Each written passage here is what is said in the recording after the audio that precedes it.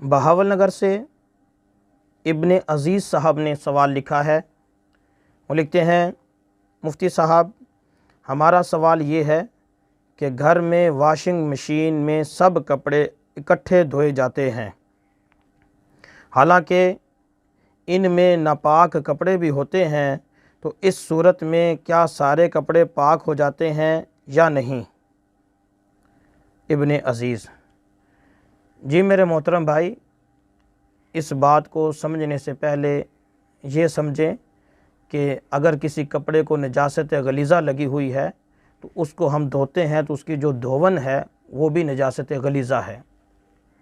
جب ہم مشین میں کپڑے ڈالتے ہیں جس میں ناپاک کپڑے بھی ہوتے ہیں، جس کو نجاست غلیظہ لگی ہوتی ہے، تو اس نجاست غلیظہ کی وجہ سے مشین میں جتنے کپڑے ہوں گے وہ سب کے سب ناپاک ہو جائیں گے۔ لیکن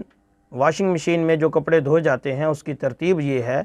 کہ واشنگ مشین میں دھونے کے بعد چونکہ واشنگ مشین میں جو پانی ہوتا ہے وہ صرف والا یا صابن والا ہوتا ہے،